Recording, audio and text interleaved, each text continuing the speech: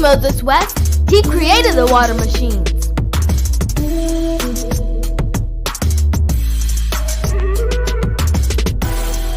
Moses West rescued people from Flint, Michigan, and from Puerto Rico with fresh water out of thin air.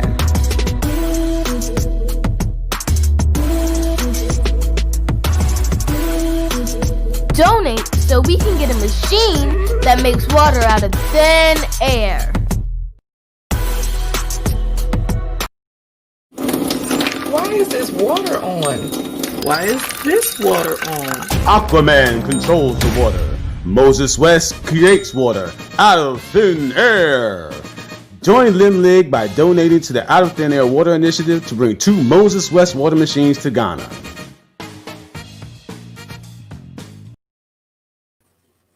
Hey, greetings, Akwaba, and welcome to Living My Best Life in Ghana. Yes, hope y'all are having a great morning this morning. It is time for the Streamathon. Yay! Yes, I see some type of delay. Y'all let me know if you see the same thing. It may just be my desktop.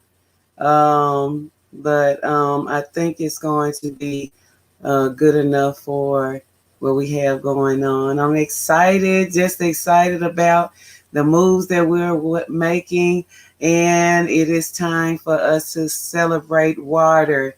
We have a beautiful schedule lined up today. Hope everyone is feeling their best African self today, okay? Let me see here. I thought that I made a ticker, but I see it is not showing up. So give me 1 second. Yes, just excited about today's Streamathon. We'll be going from 8 a.m. to 8 p.m. Okay, and we have such a great schedule lined up for you. You are going to learn so much today. You're going to have so much fun. It's going to be very enjoyable. This is how we do it. Now, LMBLIG has decided that we want to put our best foot forward when it comes to what we can do for the motherland to change things around. So we have decided that we are going to support Black, and by doing that we are supporting the Moses West Foundation with his atmospheric water machines. Okay, what better way for us to give back to the continent than by supporting our own African-made, African genius scientific technologies and works mixed together for the best of us. We're going to catch the current right now. I'm drinking out this big bottle today. I'm going to leveling up. Okay, so you do the same. What's up this morning, everybody? Y'all come on in and hit the like button. Let's do this thing. Let me see who we got. Yaya Bear. Oh, greetings. Much love to you, to you, to you. Everybody come in. Much love and respect to everybody that is here. I love y'all. Drink up. Akwaba, LMBLIG family. Let's get this party started right. Go on, Balanta Queen. Jay Love It. Jatan Bailey. Sai is in the house this morning. Y'all see I got my filter leaf right here because me and this filter leaf is going to drink water this morning. I am pouring libations to my big leaf plant. And it is on a stand, but it is to the ceiling. It's very strong. And hey, we got our family here. We're gonna start with a drum circle this morning with Blind Guy, his wife, and their life, our co-host for today. Much love to everybody. Let's drink.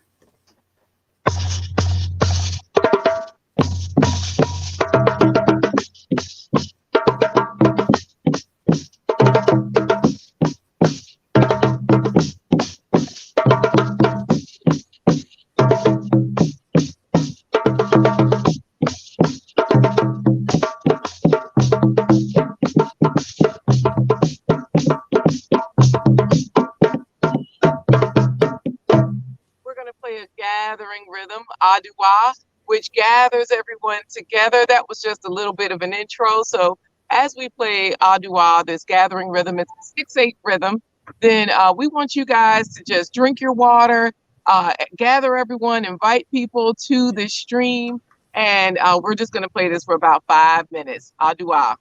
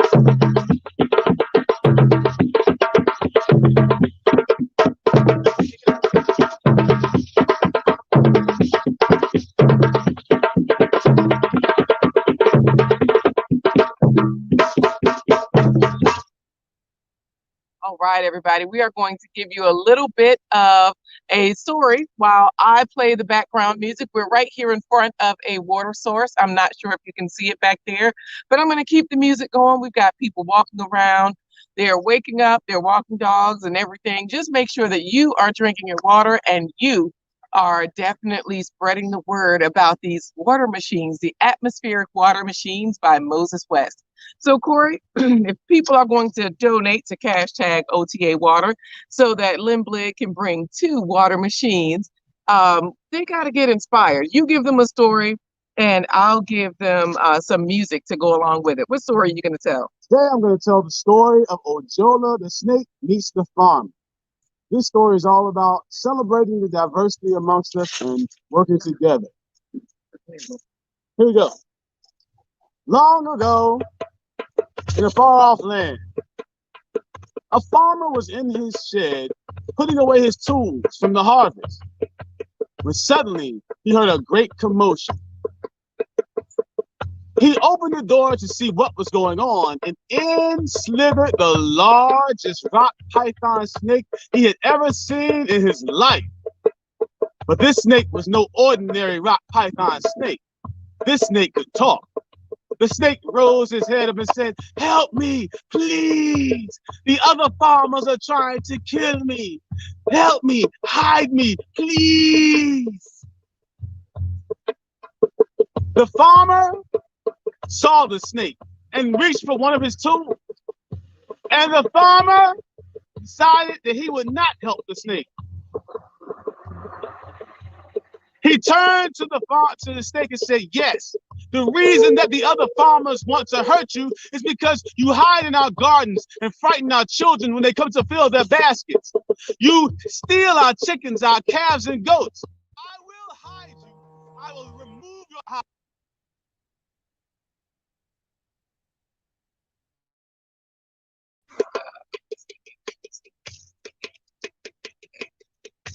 Ojola was afraid of the farmer, but he said, "No, why do you wish to kill me? Because I want to find a way to eat. I don't try to hurt you when you try to grow crops or when you go to cut down trees. Why am I any different when you go to build your home?" The farmer agreed that Ojola was right and tried to hide him under a bale of hay. And when the other farmers went away, he told Ojola to come out. But Ojola came out and wrapped himself around the farmer. And the farmer said, "What are you doing? You said that you would never," he said, "I will never eat your calves, chickens, or goats again. But you, sir, are not a chicken, a calf, nor a goat. And I'm hungry. And when snakes are hungry, we must eat. So I'm going to eat you." The farmer talked Ojola out of it and said they must have their case heard before someone to judge to see who was right and who was wrong. Ojola would not go before another man, so they went to the forest where the trees, the grass, the wind, and the river were to pass judgment. The tree said, "You cut me down to make your trees, to make your barns and to make your houses. So Ojola, you may eat the farmer." The grass said, "You burn me to my roots when you want to plant new crops, no matter how much good grazing grounds I give your livestock. So Ojola, you may go ahead and eat the farmer."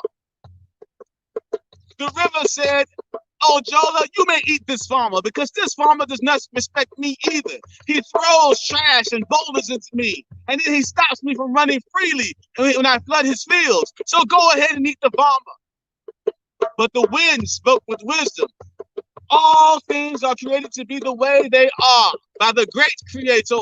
So they must do what comes to them naturally."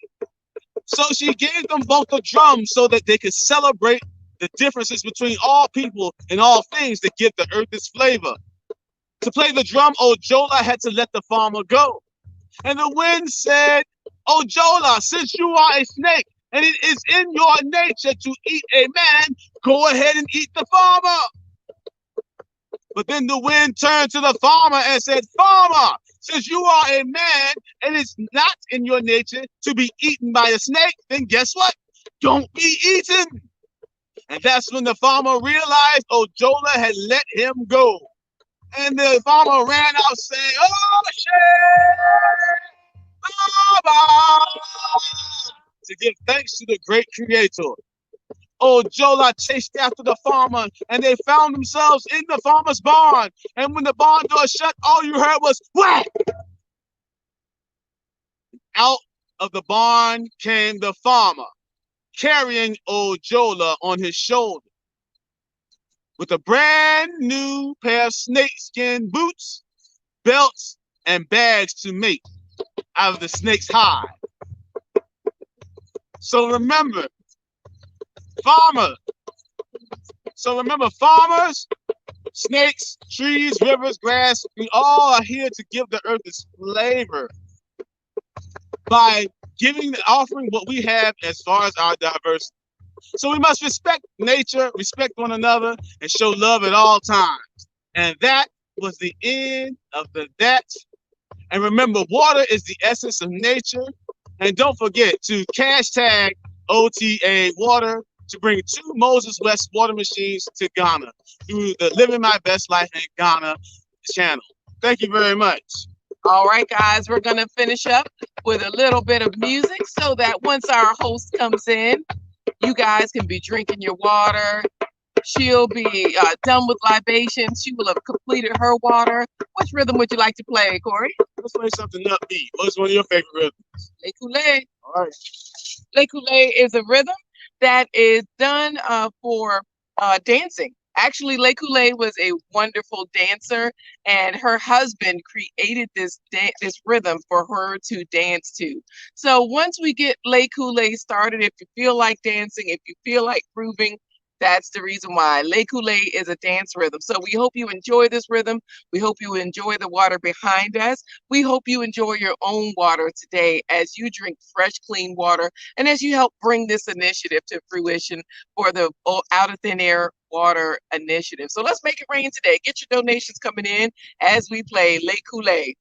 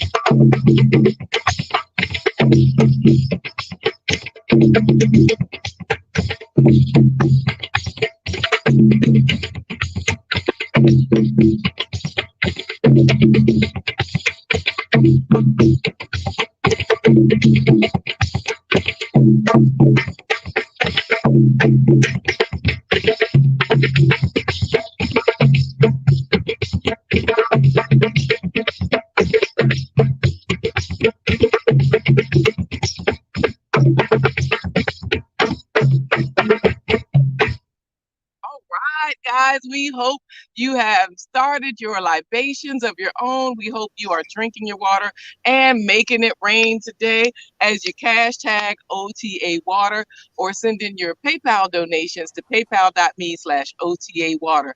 We've completely enjoyed this today, and we hope you continue to watch the Streamathon and to share it. 12 hours, guys. We're in it to win it. Let's do it. Yeah. Thank you so much. It was beautiful. Open, bringing our ancestors in. We know we're going to have a good, very great and successful day today. We appreciate y'all. Thank you for bringing those vibes. The ancestors are here and alive and well.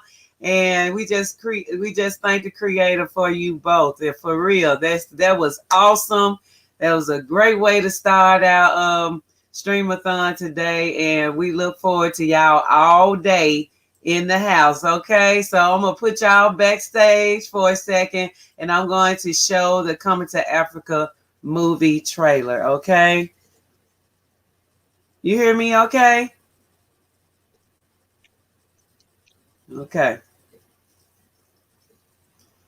All right, y'all. Hope y'all had enjoyed that, because I did. And now I'm going to go ahead and show y'all the clip from Coming to Africa. We are so glad that this movie will be coming out very soon on Black Friday. You will see Coming to Africa all over your streaming platforms. And we're so excited about that, okay?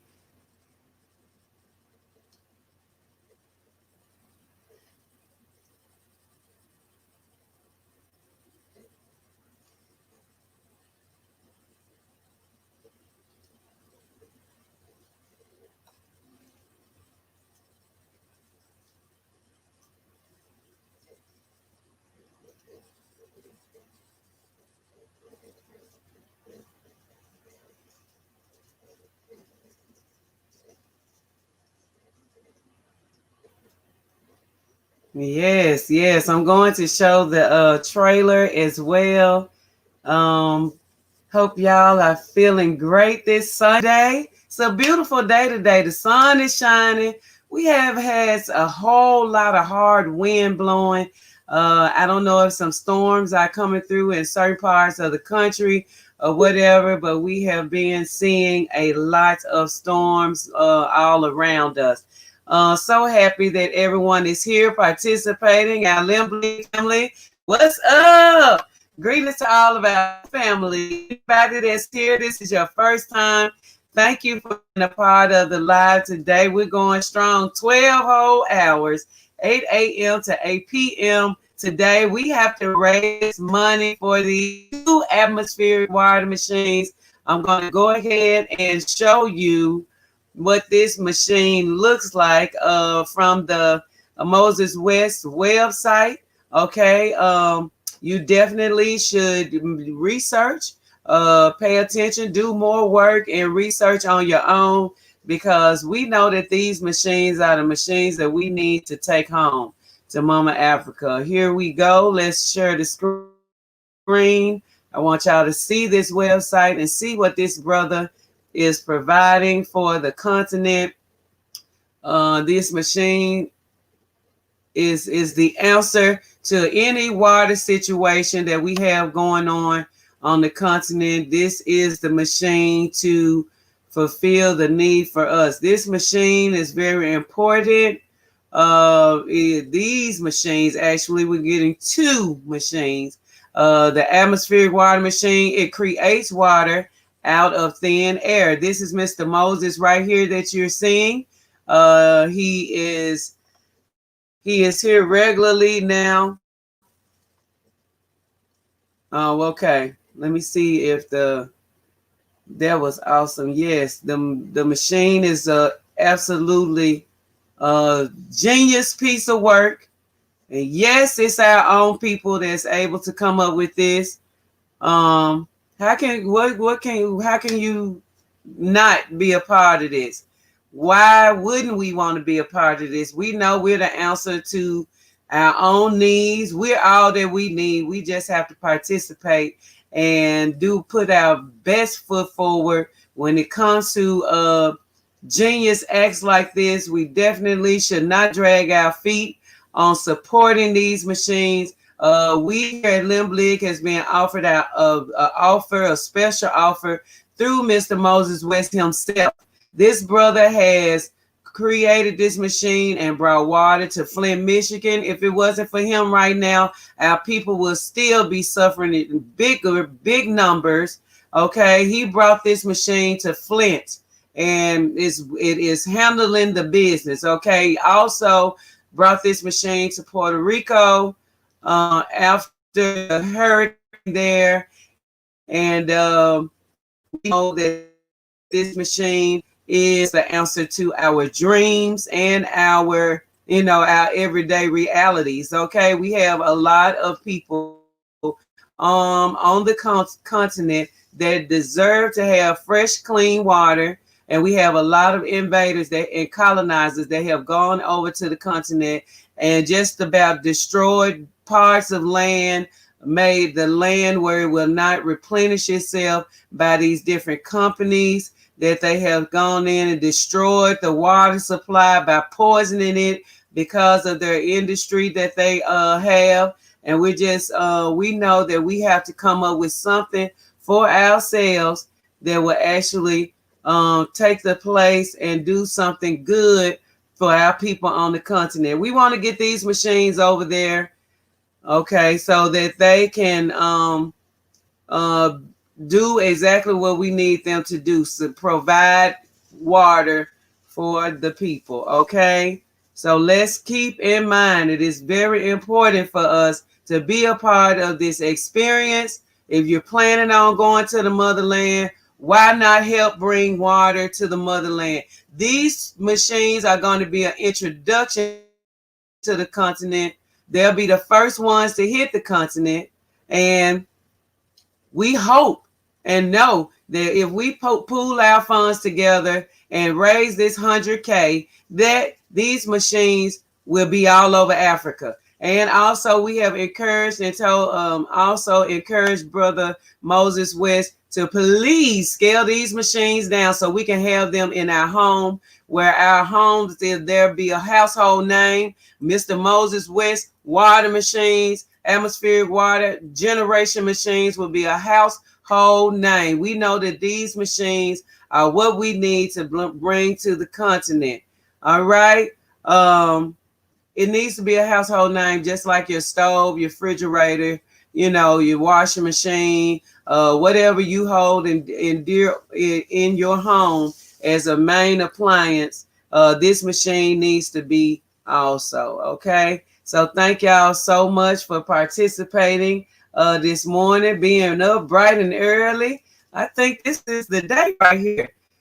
Sunday seems to have panned out very well, and excited to have y'all here with us today. Okay, going to go ahead and bring our brother on this morning. It's a beautiful brother. Since we've seen and came into interaction with him, it's nothing but positive, uplifting words that people as us that we need right now. We are people that need therapy after post-traumatic slave syndrome, and some of us continue to suffer post-traumatic stress syndrome daily from the system of racism and white supremacy. And we have a brother here that tries to go about his way on a regular basis to give us encouragement and to enlighten us to think of things in a different manner where we can continue to move on in life. Okay, and we appreciate people like this. We really do that. We hold them near and dear to our hearts. We know that our people that are like this are few and far between, that continue to be able to have things together, to humble themselves, and to be able to spread love and peace and understanding and harmony and balance you know what I'm saying, and bring things to mediation and all of that kind of stuff. We really appreciate having brothers like him. Without any further ado, I will introduce to some and present to others. Donnie goes in. Good morning, fam. Hey, bro. Grand Rising. Grand rises to you. How are you this morning? Oh, I'm doing wonderful. Another day that the Almighty has woken me up, so it's a great day. Yeah, it Everything is. else is negotiable. Okay, so we wanted to bring you on here so that you could give us some information about water, and I know that you have taken the time to get that done, so I'm going to let you have the screen and you can just go forward and talk to everybody, introduce yourself, and so on and so forth. Okay, thank you. Good morning, family. Huh? My name is Donnie, and my channel is Donnie Goes In. I try to share positivity and promote unity in our community. I just wanted to talk to you today about water. Water is life. This project that they're working on with this OTA water machine is life. It's nothing more important to us on this planet than clean water. We can't live without it. So this is a great cause, and I encourage everyone to help this happen and bring these water machines to the continent. I just got a few water facts for you since we're talking about water. We know that the planet is made of 70% water. And 100% water, sorry, but 70% of that water is salt water and not drinkable. Only 3% of the water on the planet is drinkable, which is crazy with so much water. But even out of that 3%, only 1% of the water is actual fresh drinking water. The rest of the water are held in the ice caps and not even drinkable. So water is necessary. Just life period, just thinking about just the issues we have with water. Even in places that have abundant water, there's still a lack of drinkable water. So with all the pollution and all the things that were mentioned that are being done to our water supply, fresh water is a must, and this machine will help to that fact. So I got a few fun facts about water that I didn't know before doing any research. An elephant can drink up to 50 gallons of water a day. That's as much as a hold in a couple of bathtubs. So that's one elephant. Next, let's see. Scientists have found water on other planets. 23 other places in the solar system have salt water on the planet. Some of Saturn's moons, some of Jupiter's moons, other places. So there's water. And actually, the Earth has the same amount of water on it today as it had when it was created. So water is recyclable. So we're actually using the same water that our ancestors used. Everything is being recycled. Here's a interesting fact that I don't know if everybody even think about when it comes to water, but where'd it go? Water. Okay, the average person males drink about 3 liters or 13 cups of water a day, or needs that a day. But the average female uses or needs 9 cups of water a day, or 2.2 liters a day. I don't know what's the difference between men and women, why men need more water than women do, but interesting fact. The average person can live close to a month without food, but you won't make it a week without water. That's how important water is over even food. Drinking water regularly every day will reduce your risk of heart disease and cancer. So outside of just life, drinking water regularly will help you avoid some of these diseases. And here's an interesting one too. Water is the leading cause of death and drowning. I didn't know if y'all know that, man. But actually, water is the leading cause of death and drowning. Matter of fact, I didn't know it was any other way to drown but by water, but obviously there is. Let's see. Here's another one. By the time you actually feel thirsty, by the time you actually get that feeling of thirst, your body has already lost 1% of the amount of water in your body. So let's not wait till we get thirsty before we start drinking, because that's 1% of it's gone right there. Let's see what I got next. Let's see. This is something I didn't know either, but this is interesting that hot water freezes more than cold water. So I don't know why that is, but it's just an interesting thing about water. It's the way it reacts is so different that I don't know why hot water would freeze more readily than cold water, but obviously it does. Also, water is the only substance on our planet that exists in 3 different forms at the same time: liquid, solid, and a gas. So that's the only substance that we know of that does that. Also, just thinking about water conservation and safety, that you have a leaky faucet in your house that's dripping. It's dripping maybe 1 drip per second. That one leaky faucet can leak up to 200 gallons in a year. That's right, one leaky faucet, about a second time, you can lose 200 gallons of water in a year. Okay, and water scarcity. Yeah, I said that. Even in areas with rain, with plenty of rainfall and fresh water, there's still scarcity of fresh drinkable water. And lastly, some fun. I'm a retired fireman, so I'm gonna throw some more of the fireman facts in here, just 1 or 2 that you might not even think about. A fire truck, the ones with the hose on it ride down the street, put out a fire. Actual fire truck rides around with 500 gallons of water on it. So that's why you kind of want to get out the way when they come in, and it's hard for them to make turns when they speeding, because the water shifts, because they actually carrying 500 gallons of water on the back of a fire truck.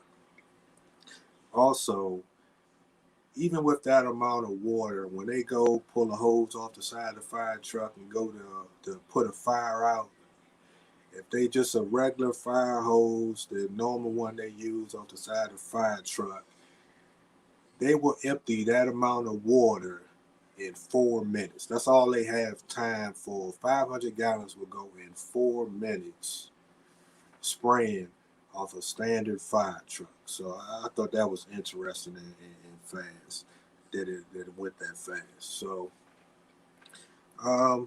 that's all the water facts I got for today.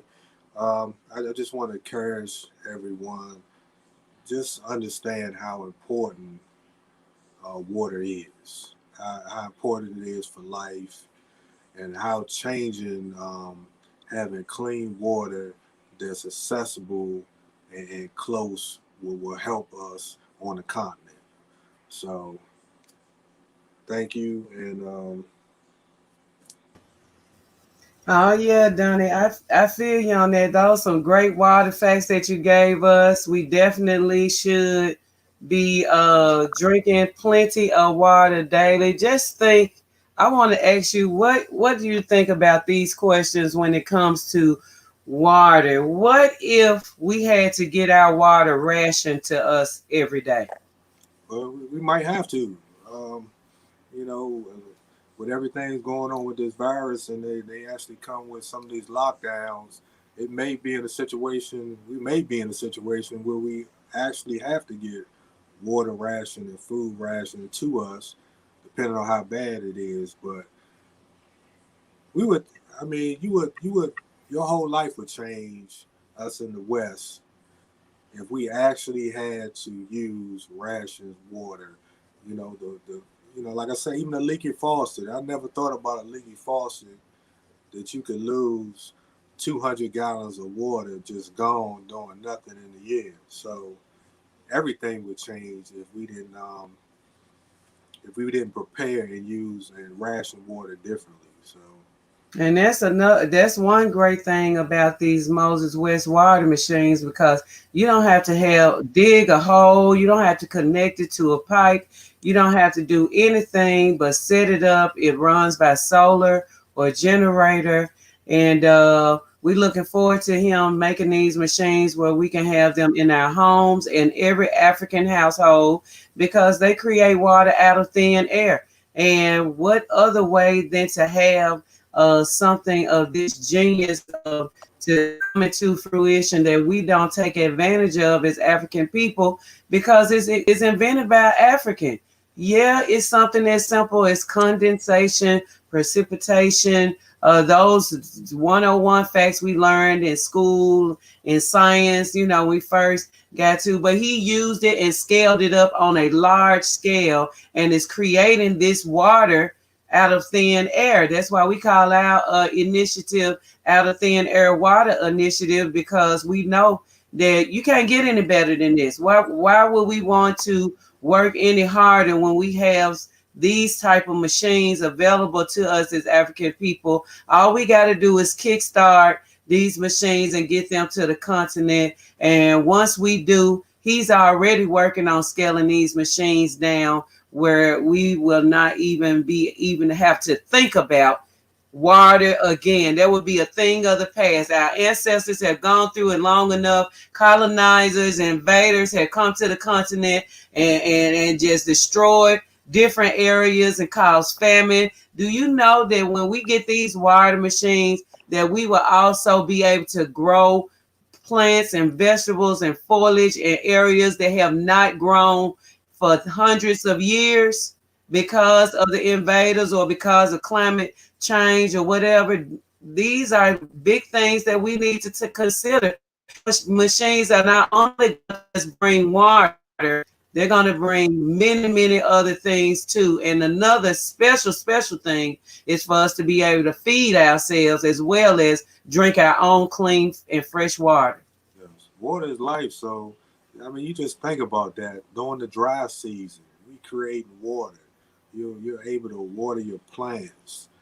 We're skipping past all the contamination, because we know every industry that they use, they just pour the contaminants in the streams and the rivers. So the water is contaminated. Even the water they're going to get is contaminated with who knows how many chemicals. But to have fresh water and to be able to grow your food and not have to walk for miles to get it, it's life changing. I was just going to ask you, what would you do if you had to go and walk and get water for 2 miles or 5 miles and bring the water back to the house still full when you first get it? I mean, that's something that had been snatched away from us, to know how to do that effectively. So just think about us right now in 2020, that something happens to our water supply wherever we are, and the water is shut down, and you can only get water in certain places, that you have to go and get the water and bring it back to where you are. If you had to walk and do it, like something happened with, our transportation, we just don't know. We have to really consider these things, because there are a lot of evil and dangerous people on the planet that does not have the earth's interests at heart or the people. So we have to be aware of these things and understand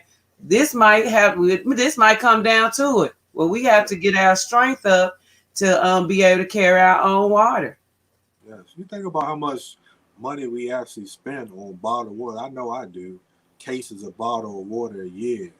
To be able to create your own water without even have to use that expense, that will cut the cost, the initial cost down.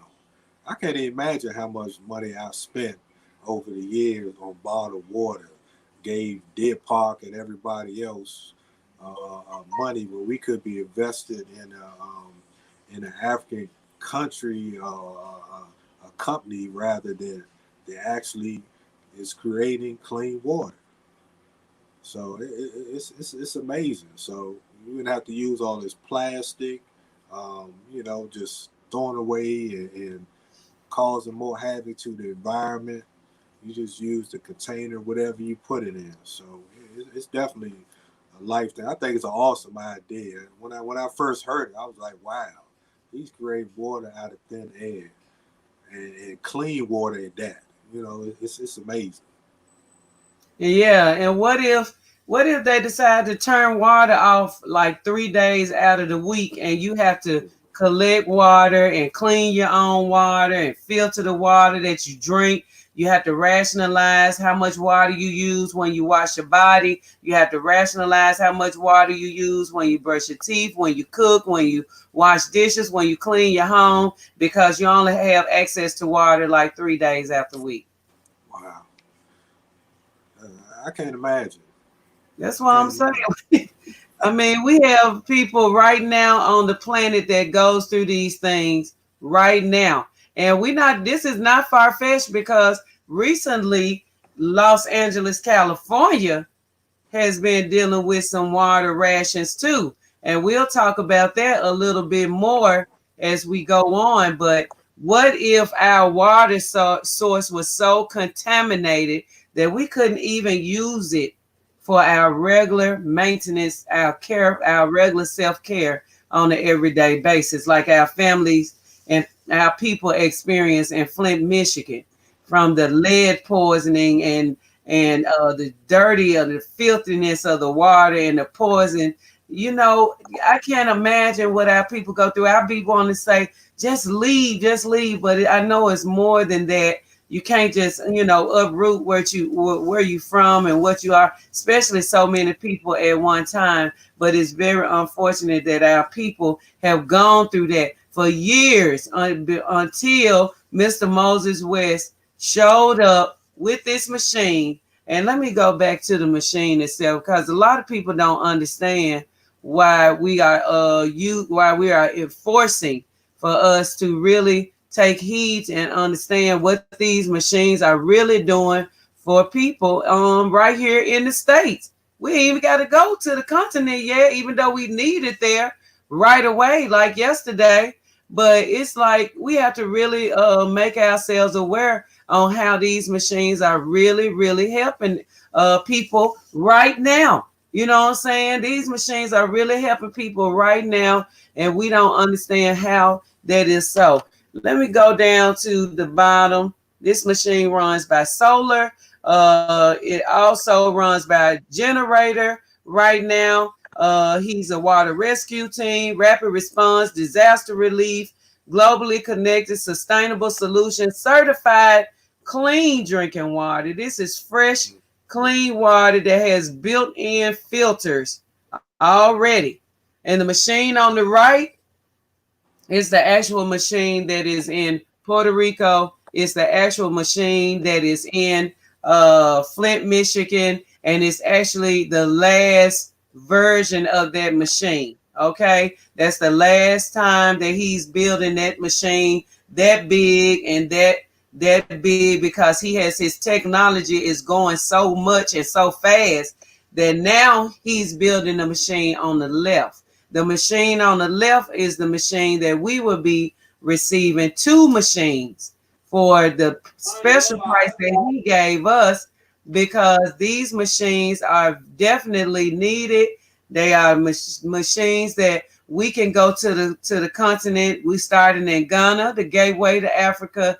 We're taking these machines over there to see how effective they are, to do our own trial and error, to make these machines, make people aware about these machines, because we know that these machines are what we need to bring to the planet. to bring to the continent. I mean, yeah, the African planet, our minds, you know what I'm saying? So we're just excited to have this type of technology where these machines generate thousands of gallons of water per day. And all you have to do is connect a huge container of 5,000 to 5,000 containers to make sure that you have enough room to receive the water that's generated from these machines. What more can you ask for? Okay, what more can you ask for when you got a machine that does this type of scientific, just the basics of what we learned when we first went into science class when we were very young. This machine does that on such a large scale that we won't even have to blink about water. Just because the sun shines every day in Africa, this machine will generate thousands of gallons of water. I don't see what else we should be doing. You know what I'm saying? I don't understand why we don't. I understand because we're not well versed on these machines, and we're not, the media definitely is not going to push a black-owned company like this, a machine of this caliber, you know what I'm saying, that's not being secretly and puppeted. It's a machine that is heavily pushed by its owner, its creator, its manufacturer, and he has hands in this machine on a daily basis. He goes to the factory. He keeps the technology up on it. He has a team, he has a plant, and he's going to be showing us the inside of how everything's worked with this machine. He wants all of us to become technicians for this machine. He don't want to keep this knowledge by himself. He wants to share this with all of us. But we have got to get behind Mr. Moses West with this machine, and we got to bring awareness, and we got to talk about this machine. All of us should be talking about this. He is helping our people currently in Flint, Michigan. If it wasn't for him, our people will still be suffering in Flint, Michigan right now, if it wasn't for Mr. Moses West. So what else do we need to talk about? I think he needs they definitely gonna be looking at other cities, because I don't know if people realize how bad the water situation. Flint was just one city that we had that they, that made the headlines about the pipes in the ground. But it's actually every major city I know in the U.S. had the same issues. DC, everyone that has these 100-plus-year-old pipes still in the ground are actually dealing with the same issue. I noticed after Flint, Michigan happened that in the DC, Maryland, Virginia area, construction went crazy. They was trying to get these pipes out the ground before they become the next Flint. But this water and drinking this water out these pipes, we was kids. It was nothing for us to drink water out the faucet, the water hose, and everything else. And we didn't realize this contaminated water that we were drinking. And this machine would change that. This big enough to fit in. Everybody should have one of these in their house. Yes. You would never have to buy any water from any of these companies ever. So it would save so many lives, and our children would have as many issues because we don't realize the cause, we don't realize the symptoms and stuff of lead poisoning.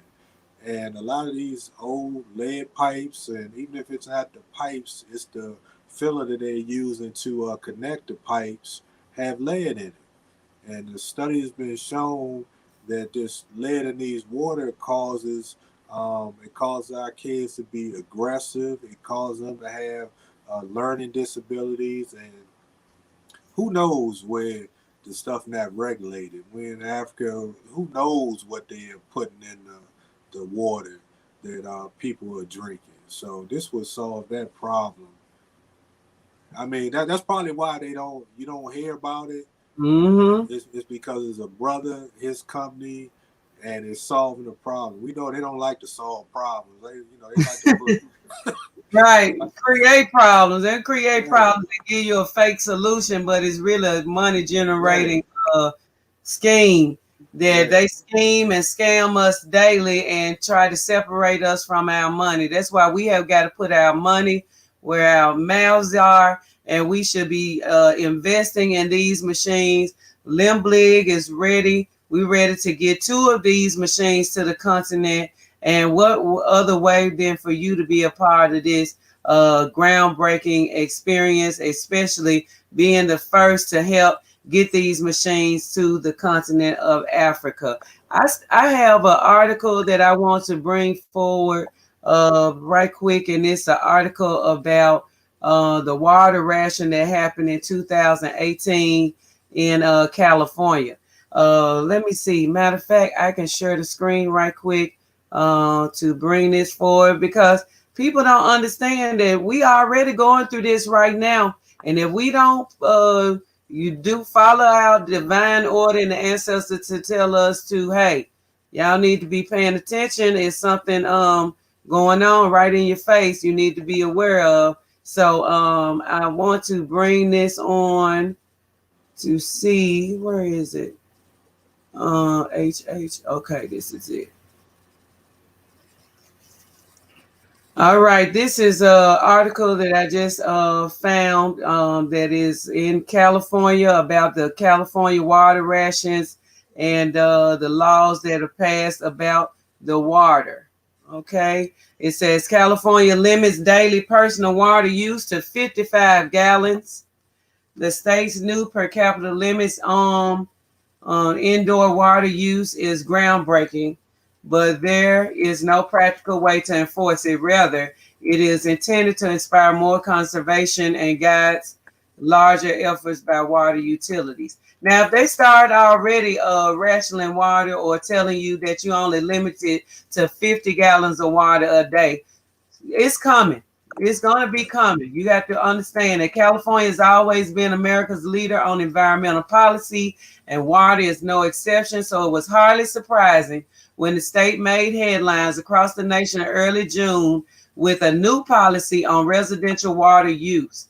Californians would be limited to 55 gallons per person per day for their indoor water needs. The rule is apparently the first of its kind in the nation, but lost in excitement is the fact that water agencies have no way to measure how much water their customers use indoors. Homes have only one water meter, and it provides no information about where water is used or for what purpose. In reality, it turns out the 55-gallon limit is not a limit at all. It's merely an aspirational target meant to motivate customers to conserve. The statewide indoor water use standard is not enforceable on individual water users, says David Bolin. There is no provision that requires individual households to meet a specific water use target. But the fact of the matter is that, let's see, the pair of new laws that enacted in the 55-gallon target, that even this point that they have even passed a law about this, that they will enforce it when they get ready. Assembly Bill 1668 and Senate Bill 606 set it as a goal that water utilities must meet by averaging across all their customers. Water agency must create a water budget aggregated across the entire service area that includes indoor water consumption, water applied for landscape irrigation, commercial, industrial use, and water loss due to system leakage.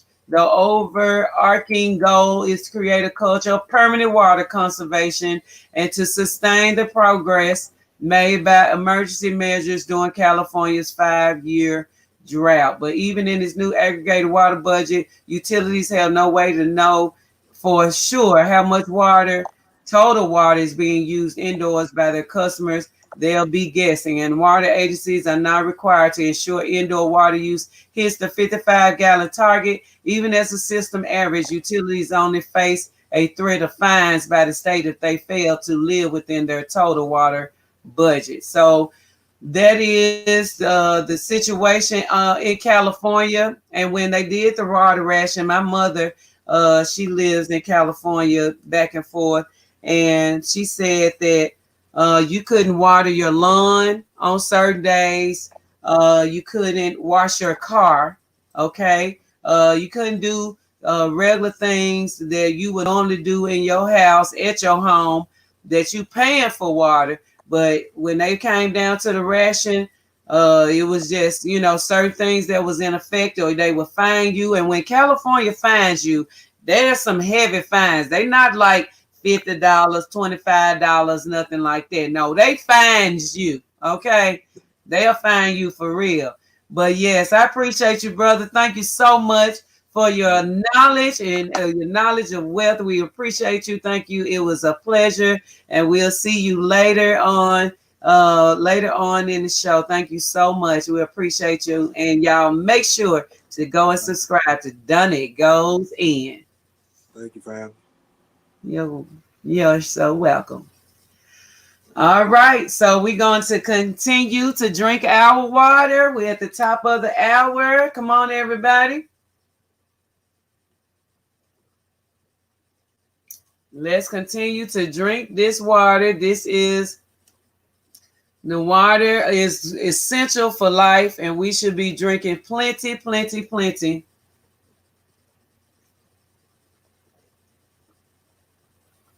of water. Okay. I can't even sit this water on my table. It's so heavy. I have to sit it on the floor. Yes. So I'm going to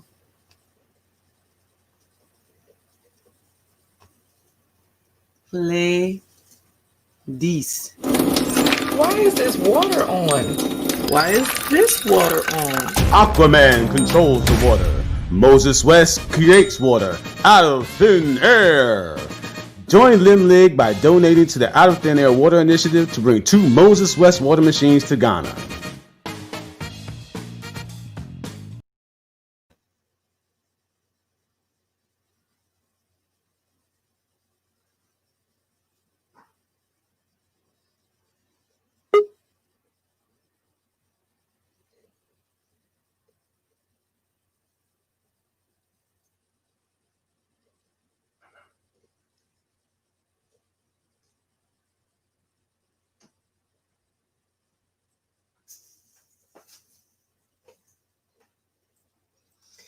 All right, family. I just had to this water is working. So when the water works, you gotta let it flow. All right, hi. Yeah, so now,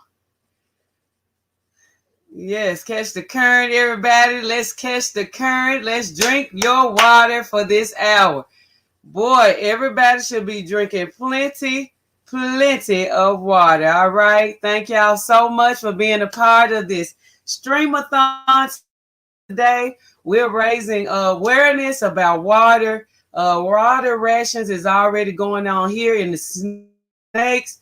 A lot of our people don't know that, but I have to be truthful and earnest and honest. Okay. We as African people should be paying attention, be proactive and not reactive. We can't wait till they stop and cut the water off. And we can't, we in dire straits for water, because we know that without water, we will not be able to survive. Okay. We can survive without food, but we can't survive, and not too long without food, but we can't survive without water.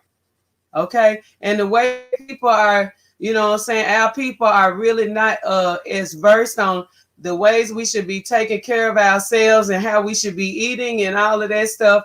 We suffer from a lot of illnesses and diseases because we're not properly taking care of ourselves. So let's raise the bar, family. Let's drink water. Let's do these things that we are supposed to be doing for ourselves. Let's drink water. Let's eat better. Let's take care of ourselves. We're going to do a Streamathon soon about our health. We have got to get on the health train together. All of us should be riding it, and it is our time. Okay. Thank you so much for participating. Go ahead and donate. All of our donating access is in our description box, as well as on the screen. If you have Cash App, you can donate to OTA Water. If you have PayPal, paypal.me/OTA Water. and support us. Okay, thank you so much. Thank y'all so much for being here. Y'all go ahead and share the screen and invite people to come over and be a part of this. Okay, share the screen for us now. All right, so now without any further ado, I'm going to introduce our very next guest. I'm so excited to meet my sister. She hit us real hard when she came on the chat, and we've been loving her ever since. I've been trying to get her here because I know she has some things to drop on us, some value, and I just love it when I can meet me a new sister wherever they at. I'm a sister. I'm down for my sisters. Okay, so everybody give it up for our sister Gichena Cha Cha. Oh, Habari yako? oh, Phu'Cha, how are you? Fine. Thank you. Just a little correction. My name should be pronounced Gi, like ghee, like ghee. The what do you call it? That's oil that sometimes people used to cook. Ghee. Okay. So yes, Gichena. Gichena. Okay, thank you for correcting me. I love pronouncing names right, pronouncing words, especially African. I can mess up anybody else all day, but when it comes to our language, I try to make sure I'm on point. So thank you, Gichena. Okay, karibu, asante. Yes. So where are you located now? And tell us a little bit about yourself and where are you? At the moment, I'm in the Netherlands for a project, but I come from Kenya, Tanzania. Though I was born in Mombasa because I was born on the Kenyan side, even though I come from both sides. My parents lived in Mombasa, went to school there, so we were all born in Mombasa.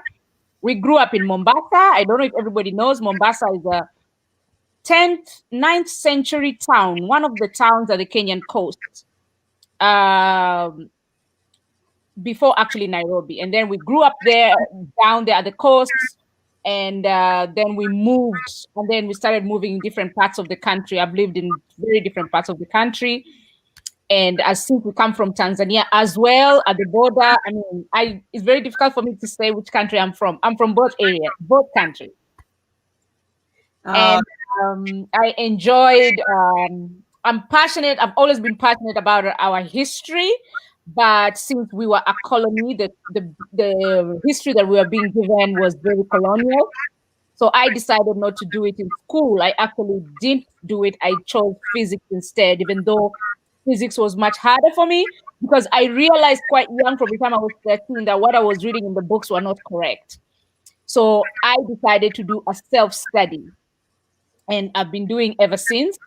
And then when I had the time, because I really am passionate, I said I was going to travel around the continent, and not only the continent, but where our African people are in this world. That's what I like. So from 2012, I got a chance and I started traveling, but I started traveling to the Southern African countries. And I mean by road. I've gone with the road from Kenya to South Africa. And I've done trips 3 times. I've gone all the way to Zambia. I've gone all the way to Zimbabwe. And when I go, I don't mean go to the city. I travel the whole country. And I record things. I record mostly I do architecture. That's my first love. Sculpture. I think you can see behind me. My house looks like a museum.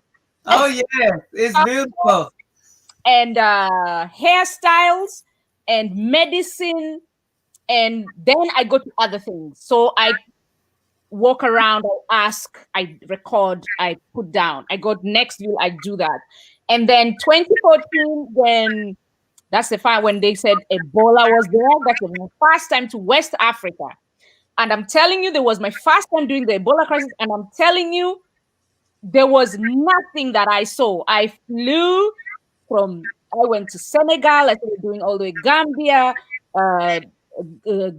Mali, Burkina Faso, Ghana. So I've done, I don't know, more than 10 trips to West African countries, because once I went to West Africa, I realized how different, really different it is between West and East. Actually, East and South, there's a bit of similarities. But once you go to the West, there's a completely different thing. So that's why I've been going more, because I'm like, oh, I really don't know. I mean, it may seem that as Africans we should know, but it's different. I felt like it was my first day to primary school when I went to West Africa, and I need to learn this, and I need to know this, and so I kept on going, but then when I don't have money, I go to Southern Africa or East Africa. When I have some money, I go to West Africa, and all I did by road. I've used the dugout canoes. I've done any form of transport, because it's the most exhilarating when you sit in a bus in Mali for 24 hours and people are just speaking Bambara, Tuareg, Songhai. I don't understand anything, but I'm like, this is so nice. You know? Oh my God, it's so exciting, Gichena. It's so exciting. I express myself like this is from the Dogon of Mali, the first people to learn the Sirius star. Literally, Americans would never have gone to the constellation or the moon without the Dogon people. So this is their earrings, and this is for the Songhai, from the Songhai Empire, the Songhai women. And of course, these are from Kenya, the Samburu women. They wear this. So yeah, I see that's that painting back there in the background behind me. That's one. Yes, I saw it. I was like, whoa. Yeah. Yes, this is beautiful that you talk about that, because it's another realization that from you saying what you just said about traveling, that a lot of our African continental brothers and sisters don't even travel the continent itself. Mm-hmm. You know what I'm saying? And that is very unfortunate for us, because it keeps us in a frame of mind where the colonizers and invaders can take advantage of us, because we don't realize when we move around how much wider, how much open we become as people, and realizing we're all the same people. We just migrated in different places. Mm-hmm. And for you to say that about you, your lineage is right there where in the Berlin conference, that they just split everything up and took Africa from its completeness and has everything split up. It just proves that how much work we have to do to get things back in order. We are so out of order, man. But you've been so many places. Could you tell us where all you been, and how, and anything that pops out in your brain about certain places? Belize. I found myself on a beach in Belize. I didn't plan to go to Belize. I was on a bus from Mexico, but I wanted to go. I don't know, in my head I was like, I'm tired, it's New Year's Eve, I need a bus to get out of here. And then apparently the border actually is Belize. I'm like, okay, I have to go to Guatemala, I have to pass through Belize, no problem. But when I got to Belize, I was like, why are these people almost 90% look like me? I'm stopping here. So I found myself in Belize on a beach with and when they asked me where I'm from, once I said, they whipped out the drums and they played like I was in my village. I was like, wow. That popped up. Very unique. And then another place of African people are in Palenqueras from Colombia. I went there last year with my niece, and I can say there is no African community. Let me not say in the world, but even in the continent, I haven't seen it. But people who are African from top to bottom, they don't call themselves Afro-Colombians, they call themselves Africans. And they listen to music we listen to at home. They don't have advertisements in their place. They have their own bats, they have their own rivers. The mestizos, you can call them, or Colombians who are white, don't even live there. They are the only people, I think, who have their independence from economy to everything. They are self-sustaining. It's very difficult to find that even in the African continent. Like, when in the Americas, they were the first people who actually got their independence, you know. They formed that community, and up to today, from 1500s, they live like that, and they don't have interference. The way they dress, what they eat, Even they don't practice capitalism because their houses are not sold through mortgage. Only palenqueras live there, and they move from the generation to the generation, and there's nothing like owning a house.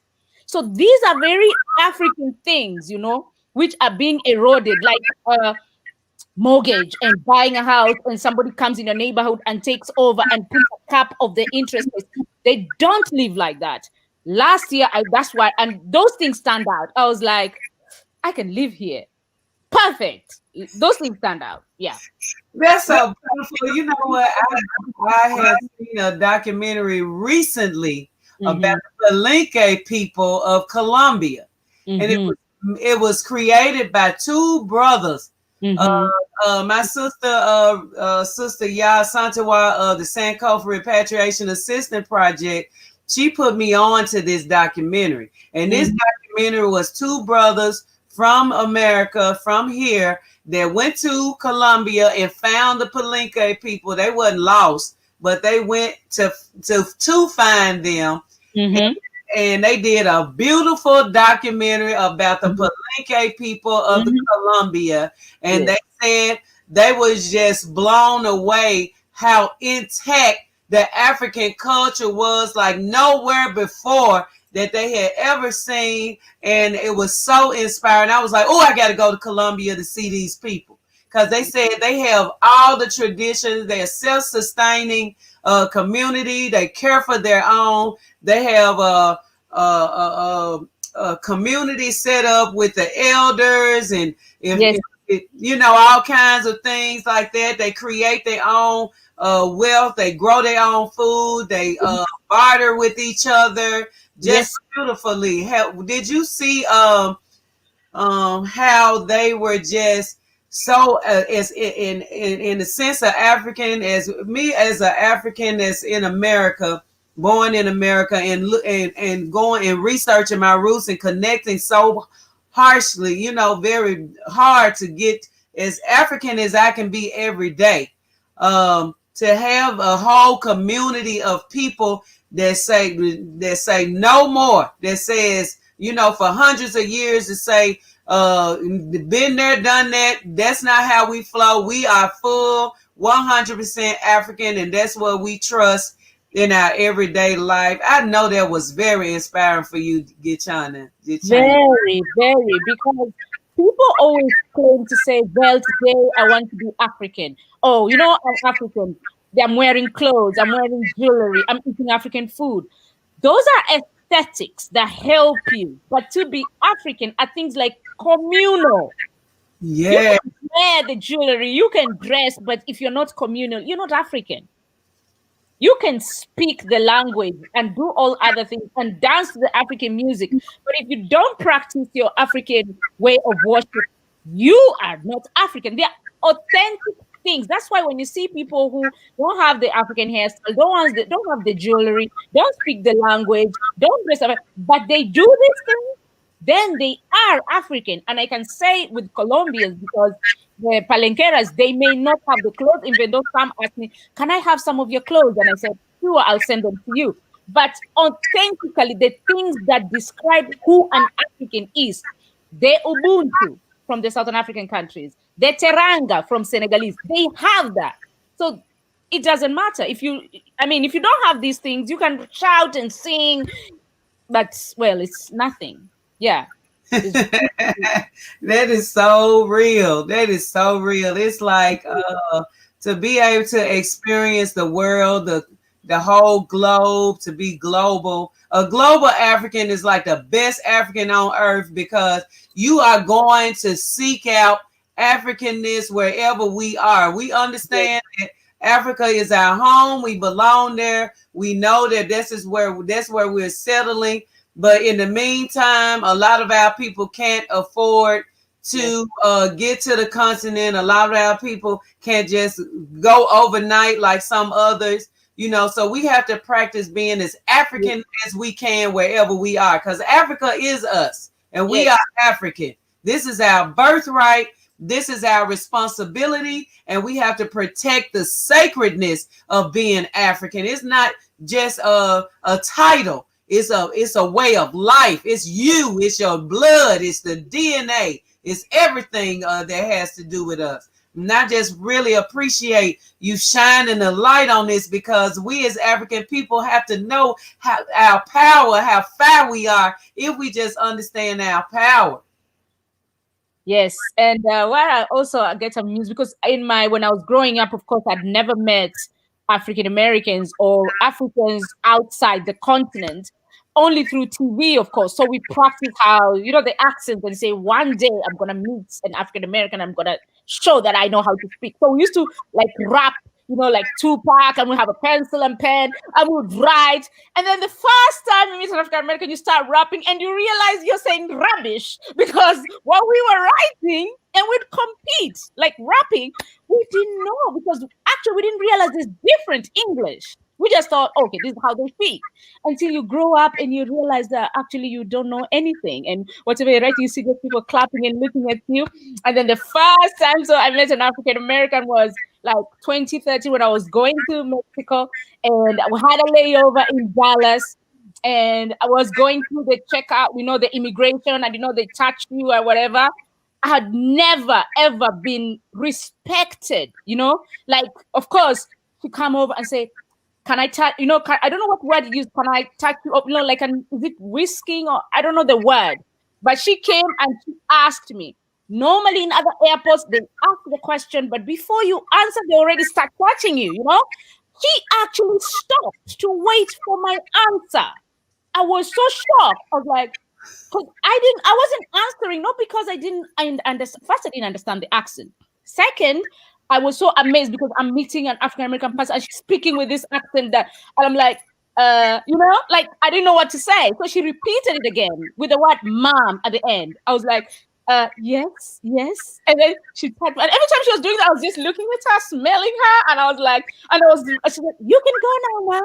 Have a nice day. And I was like, whoa, I was like, wow, but I still don't understand that accent, especially when you speak it fast. But I always get I don't know how to explain. So that's. Oh my goodness, this is amazing. But it's the connection. That's why we understand, and more now than ever, that it's about African people connecting all over the world. We realize this is the key. This is really the key for us to get back to Africa, to get our minds right, to purge ourselves of Eurocentric concepts, to purge the way of European lifestyles, to get back to our natural life, to get back to the sun, getting back to understand how the sun is important to us, how water is important to us, how us eating the right things, and how our herbal life as African people has always been a part of our lives. This was just something that was taken away from us. People that have had everything snatched away and trying to redeem ourselves is only right for us as a part of our purpose in life. So how do you feel about knowing the information as far as how we as African people being snatched away and taken to all of the people that you have met now have been going across the continent, South America, North America, and how do you feel connected now that you are seeing all of our people everywhere? I always wish that when we were growing up, people from the continent, we always have inter-school debates, inter-school trips. Imagine if one of the terms, instead of going to, which we actually don't, we don't even do inter-country study. But let's say during your second year of high school, you were having inter-school debates, and you invited people from Palenquera, or people from Belize, or people from South Carolina. I mean, like it parts, and then you go back and forth as children, just like the other Western people do, Europe and America and Australia. Imagine how that would be. Imagine how my life would have turned out. But still, it's so I just feel that is something that we really can make it so that we have these connections, and so that we stop these misunderstandings that happen because of the media. And it's funny because I listen to your show every day while I'm cooking, and then I mean, literally, I don't put them on speaker, but you are so loud, and yet in the normal, like, we are always told that we are so loud as well, you know. So you are so loud that I just crack up. Sometimes I don't really listen, but the fact that I can relate to that. And one of the days where the topic that I really laughed was two things: the way you and your husband try to speak like African people. I always think, is that how we speak? You know.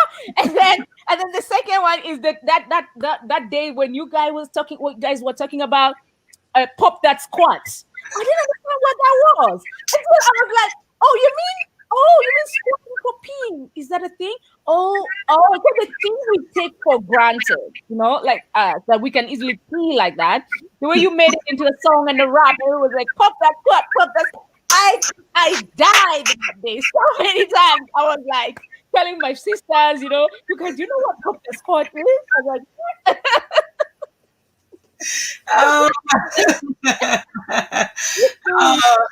you take for granted a lot. Like, you know, like even I've seen that you're doing a challenge for carrying water on your head. And I'm like, are you sure you want me to do that challenge? Because I'll win it. Let me not participate in this challenge.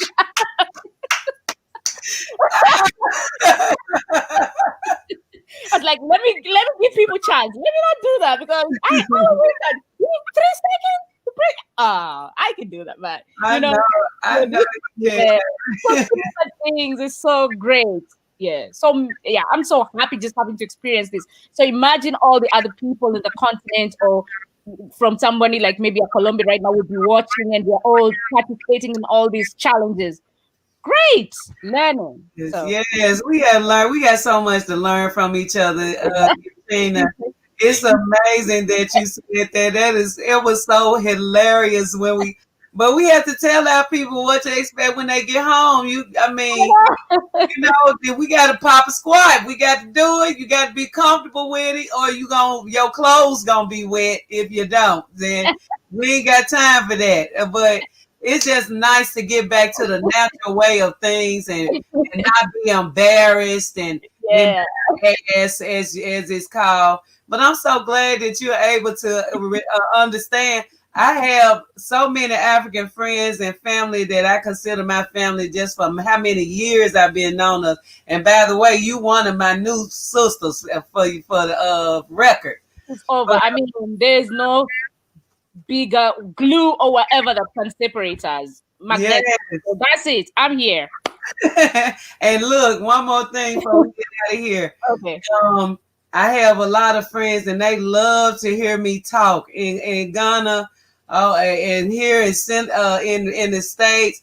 When I'm around them, they say that they can really understand the way I talk because I talk very slow because I'm from the South. So they like, ooh, say some more. Mm-hmm. Speak again. Can you say this for me again? I mean, it's like they want me to keep talking. But my husband, he has a California influence, so he speaks very fast. So they be like, "Oh, power! I can't understand a damn thing you're saying." Yeah, I realize sometimes when he says something, I'm like, maybe I'll play it again. What did he say again?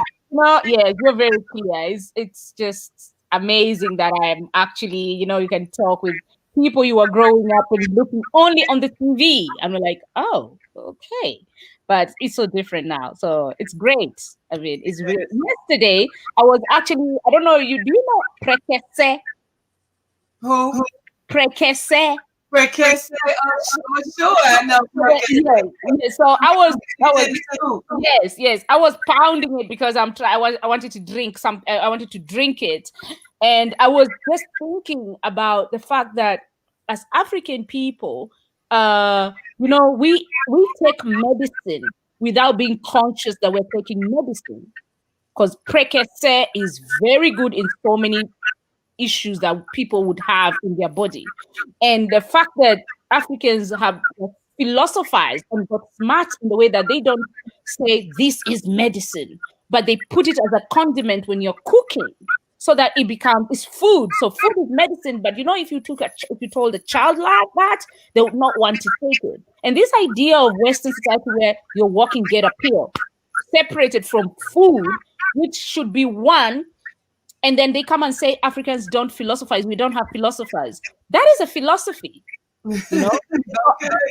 Yeah, so I was just thinking about that, and I know since you live in Ghana on and off, I was like, I'm gonna ask if she knows prekese because we talked about prekese the other day, cause Power he makes soups, he makes Ghana soups really, really well, and I can't wait for you to come so we can let you try them, and we're gonna bring you back. Hopefully your schedule is open next week where we can do a full segment and we can talk more extensively, because I know you have so much value that we need as African people. We want to be as African as we should. We want to know the ways of our ancestors. We want to know the way we did things and how things are done. And we would love to learn from you regularly. No matter how much you want to come, you are welcome. You feel welcome. We appreciate you. Thank you so much for being here. And we know that we can't wait to bring you back. Is it any last words you want to say to the family? I would say welcome, welcome, welcome to the continent. Africa is yours anyway. It's already in you. So I'm sure when you step there, for those who haven't, you will have, so it will be like deja vu moment. You'll be like, oh, I did do this last week, and yet you are not there. I didn't do that. I remember this. And you'll be like, based on what I've seen from my friends who have come to it's like they have the memory was stored. And it just comes out because you can see people doing things and it's, oh, you do this? No, but I just know that I should do this. So for those who haven't, they shouldn't stress so much, because once you land, you will understand everything. I mean, there'll be just little things that you have clarification, but a lot of things will be so familiar. And so there shouldn't be hesitation. You shouldn't feel, well, what if I'm not? What if don't? Just go, and then we'll be there and we'll take you around and stay there and don't run away, and let not anybody give you fears of anything, because I mean, going back home and your mother has been waiting for you, it should be a moment of joy, of reconnection. So I can't wait. I'll be home very soon from 6. So I just hope everybody come and I can take them to my home, and yeah, I can't wait to come here again. Yeah. Yes. Well, we appreciate you. Thank you so much. Do you have a YouTube channel, Gichena? No, because I'm not good at. I like talking, but I don't like talking to myself. So that's well, you know what? You're welcome here anytime. We're gonna bring Gichena back next week.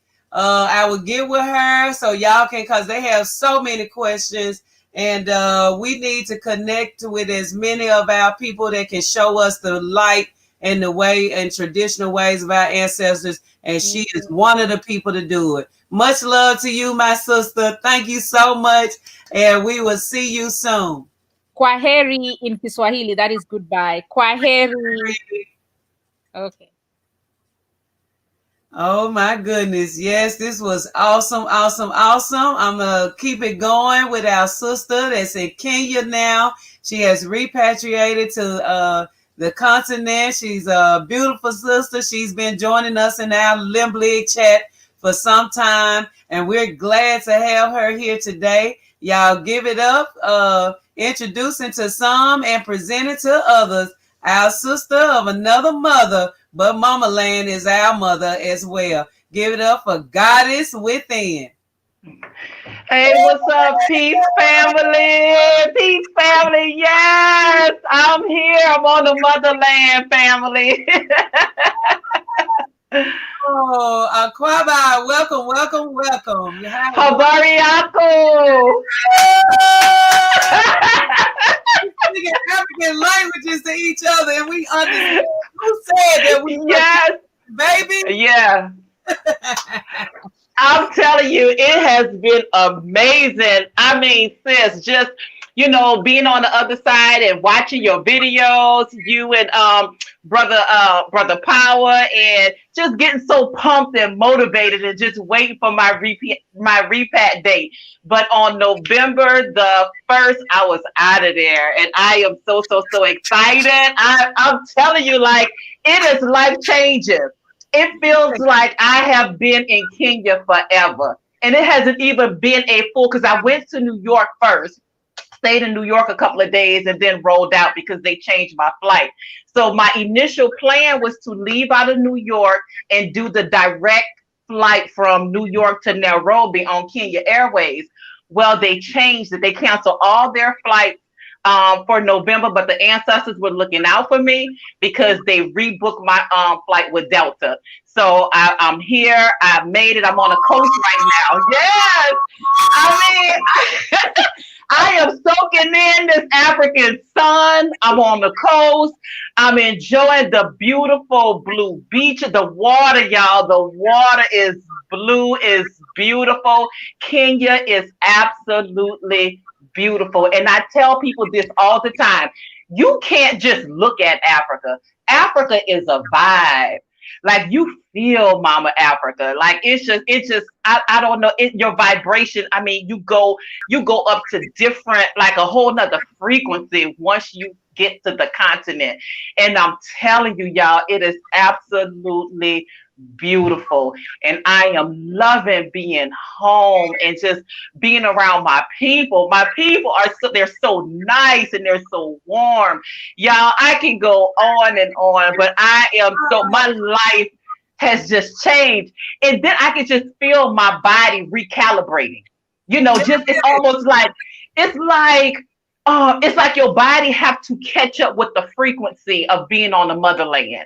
And I just literally felt my body recalibrating and getting readjusted to vibrating at this level. I'm telling you, it's powerful, y'all. It's such a strong spiritual connection that we have as Black people, y'all, to the continent. I'm telling you. And when I was laying in my bed, and I can just literally feel like my body was adjusting, right? And it wasn't jet lag. It was like I had to get on a different frequency. I had to get on a higher frequency. And y'all, this is the type of thing that the continent does. You can't just, I mean, the videos, y'all are powerful. I love your channel, and we have a lot of good YouTubers out there, but y'all, your feet have to hit this soil. Your feet has to hit this soil. It's amazing, sis. It's amazing. Thank you so much for expressing. I know it's hard because I have a phrase that I coined. Excuse me. There are no English words that can describe an African experience, and it's not. And for you to, to say that, it just proves the fact, because it's like you be wanting to say so much more. Right. It's like, these are the simple words that I only have, because African words, they mean like a paragraph. When you say one word, you can say one African word and it's going to say like a whole sentence. Yes. Words and it's going to say a whole paragraph. We only say our words just mean, one thing. Or in a different way, it means something else, which African words had the power to do all of that. But the thing about it is, it's like you never fulfilled on how to express Africa with the words that we speak, because we're not speaking our native tongue. Yes, but you know what? It's almost like the words doesn't exist in our intellect. You know what I'm saying? It's like it goes into just I don't know. How could you describe a feeling? How could you really give this feeling justice? Like, to try to put a word to it, it's like you're watering it down. So there are none. There are none. And as I continue to learn Kiswahili, I may find that word, in our native tongue. And I'm gonna tell you something about that with Kiswahili. Throughout throughout life, I've looked at stuff like Spanish, never was interested in learning Spanish. Never. Like I've never. But once I tap into Kiswahili, it was like it's almost like it's recorded in our DNA. Now I haven't even been here like a whole 2 months. So I'm walking in like Habari Yako, Gina Langu ni Karen, Nina Furaha Kukutana na Wewe. it's like I'm home. Like I'm home. And and I'm still learning, and I'm, every day I try to learn, at least one word, in Kiswahili. And our brothers and sisters, when they see me trying, they love it. They love it, and just a smile on their face to see that their sister, from America is trying to blend in and to learn their language. And and when I get stuck, they try to help me, or I'll surprise them, I'll surprise them, sometimes. Like one of the brothers today, when I went to the market, he said, Dada. And I said, yeah, Kaka. And he fell out because he was shocked. I love it. I love it. I love my people. I'm telling you, this has been amazing. It's life changing. It's life changing. So, sis, how did you choose Kenya? What made you go to Kenya? Okay, so other than just feeling drawn to East Africa, I looked at my lifestyle, and I encourage everybody to look at your lifestyle and to choose the country on the continent that fits your lifestyle. So just like some people remember when the Gambia, I love Bag Family and all those, blacks and all them that does YouTube. So I got hyped when I first started watching. I was like, I'm going to the Gambia. I'm going to the Gambia. But once I stepped back and I thought about my lifestyle, like I work online. So the Gambia, I need a developed country. Like other than the ancestors drawing me over here, I also knew that I needed a developed country because I work online and I have to have internet. How we're talking right now, this is how my internet have to be. It's my livelihood dependent upon it. So needing something, a little bit more developed. It didn't have to be upscale, but just enough to where the infrastructure can support me to make a living. So that was the top thing on my list. And then also the weather. That was another thing on my list. I needed something that was more of a mild climate. But here I am on the coast. So I am going to go to Nairobi, check out Nairobi and all of that. But I'm in Kenya to stay. I'm gonna visit Tanzania. I'm gonna jump next door and visit. But as far as planting roots, I think Kenya is it for me. But anyway, so the weather, I needed the infrastructure, so that because I'm a counselor, I'm a therapist, and I'm a coach. So, and I always tell people I'm an African-centered therapist, and I can go all day about how they try to bring our people to therapy and don't give them an African-centered approach. That's another thing. But anyway, so and so that's what drew me to Kenya. Now, this is how I knew, and I've always been drawn to East Africa. I went to South Africa back in 2016, and then finally just getting back to the continent. So I didn't really understand why I was so drawn. I did the African DNA test, and I did the regular DNA test. So with that regular African ancestry test, my lineage, my maternal line is actually to Nigeria, Yoruba, and the Fulani people. So that's who I matched up with. So I was like, why? And then on my regular ancestry, it had Nigeria, but there was a whole bunch of like the Congo and Bantu, and that was all up in my ancestry. So I went to a place here in Kenya called the Sacred Forest. And it's amazing. So when I went to the Sacred Forest and the young brother was given the history and all of that, and he was talking about the Bantu people and how they migrated from Congo and then they went to Somalia. Then how they migrated down here, to on the coast of Kenya. Then every time I talk, whether it's my driver, whether it's a tuk-tuk driver, taxi, I always ask them about their tribes. When you look at the Kikuyu tribe, these are Bantu people. I say, that's why I'm drawn over here. Then when you look at Nigeria, when you look at Yoruba, they came from somewhere before they got to Nigeria, right? And so I said, that is why I feel so drawn to East Africa. So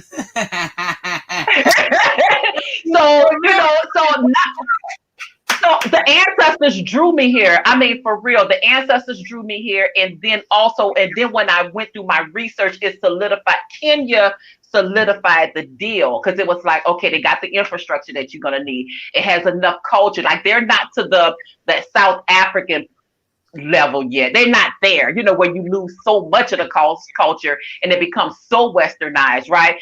But there's still enough culture here to where I still feel so connected.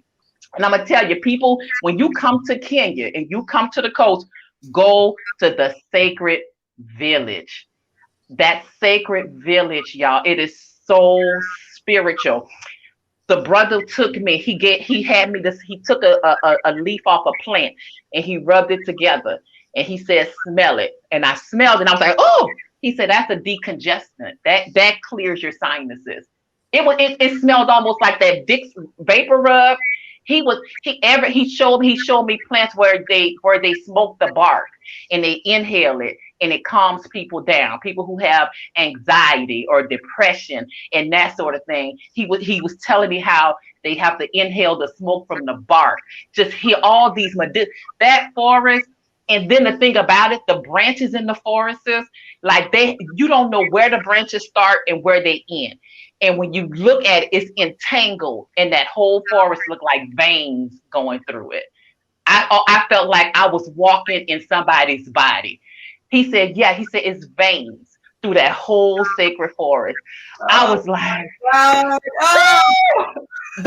telling you, because when I walked in, I was hugging trees. Like, he showed me trees 600 years old. Like, I'm like, when you go in that sacred forest, you can't go with this eye. You have another eye have to click on for you to see. Like, it is sacred. It is sacred. So yeah, so so I'm trying to not only I want to get into the culture. I need to learn the culture, the tribes, the history, the spiritual systems, just understanding their spiritual system. He showed me where they did their rituals and all these things in the sacred forest. So yeah, it's I can go all day. You better cut me off because I can go all day. You would think I've been here a lifetime.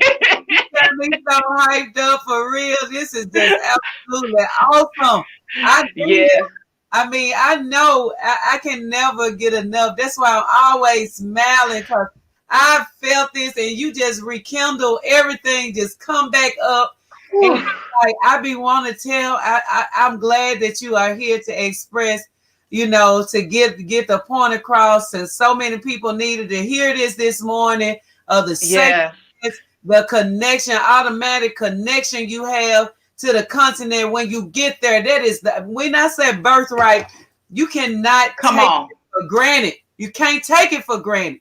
It is no you need for your vessel of you being here in spirit has a plug that it needs to charge into every day, all the time. You know what I'm saying? Your culture, you need to plug into your culture wherever you are. But when you get to the continent, it's a different type of charge.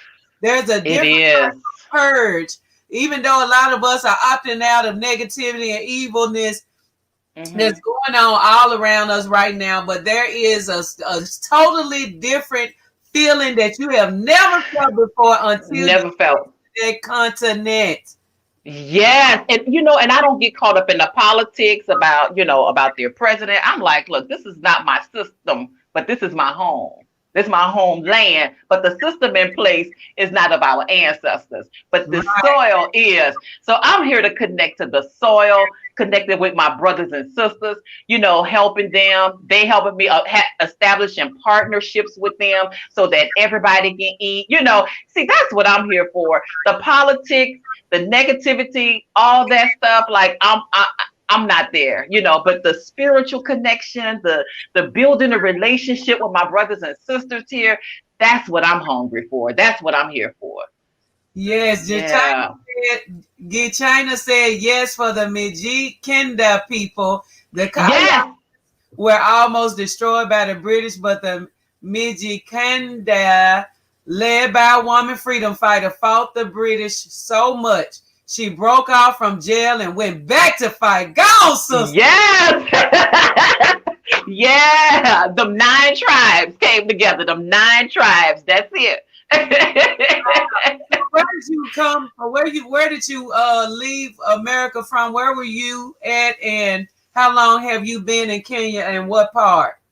Okay, so I left from New Orleans. I'm born and raised New Orleans, Louisiana. I actually live on the outskirts. So for me, my repatriation plan started a few years ago.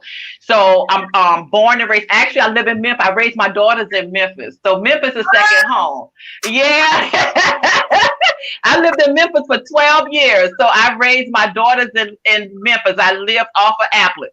But anyway, but so I'm from New Orleans. So when my repat plan really just kind of started kicking in, I left the city and moved to the country. So I moved on some family land. I got me some chickens. I started me a garden, you know, and all of that just to try to get disconnected from that American system, because I don't like it, y'all. I'm just being honest.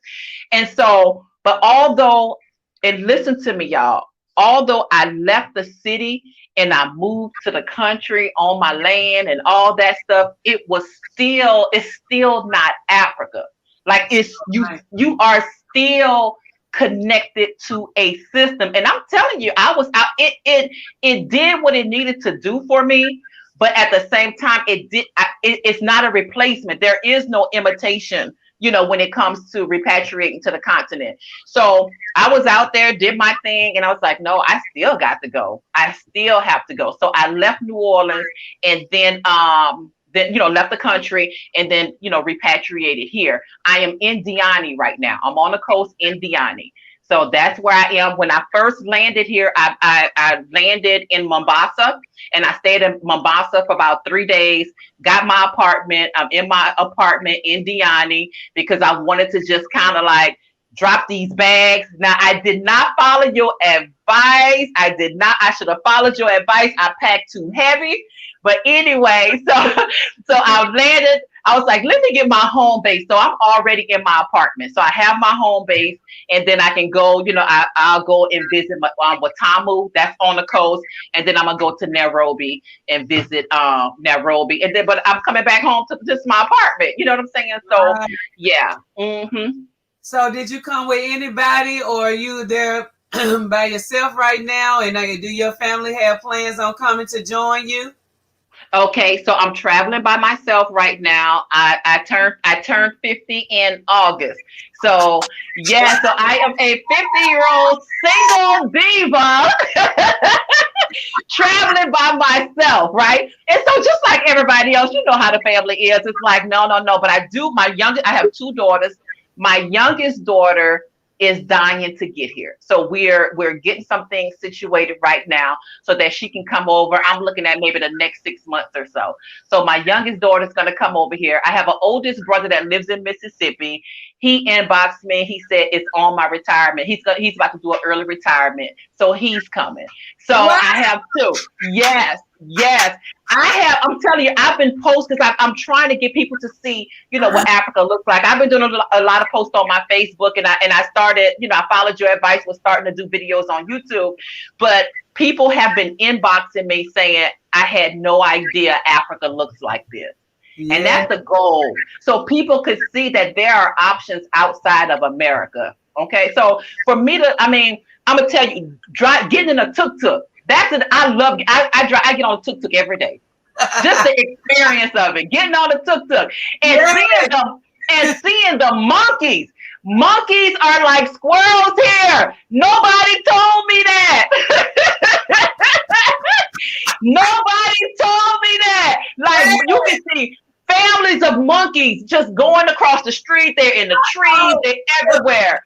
Guys, within, I told them that. I told them, look, you can be driving down the highway and you'll see the mama monkey. She got her baby. Yeah. And the children is right behind her. It's like, yeah.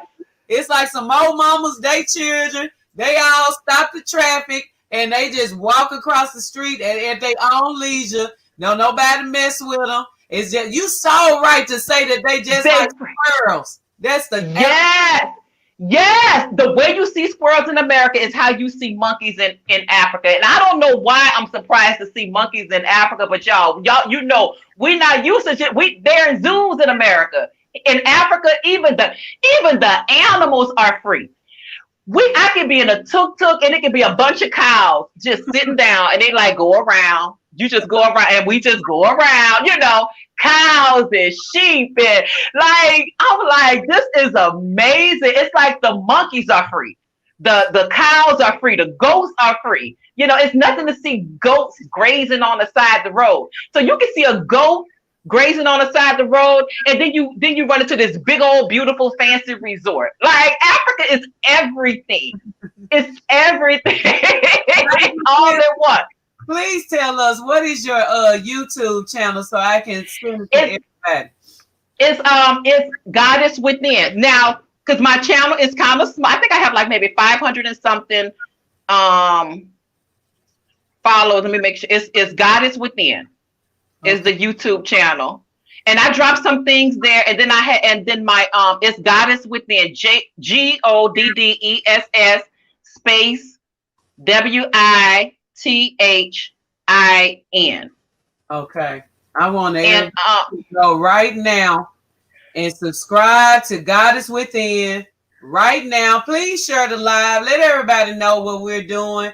We're on today. Goddess Within. I want to bring you back next week for a full okay. We need therapy. We need everything that you have to offer here. Consider yourself a regular. We would love to have you as a family member that come on and teach us. Thank you.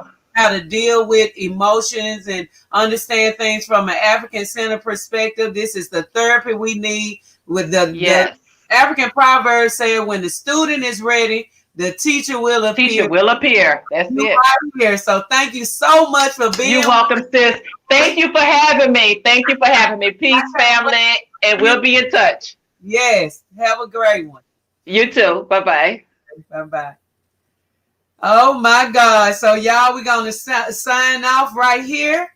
And we're going to come back on our 10 o'clock post. We broke our stream up so it'll be easier for our playbacks and replays for our family to go back and replay what we're experiencing today. So sign off here now and come right back to the 10 o'clock segment. Much love to y'all and peace.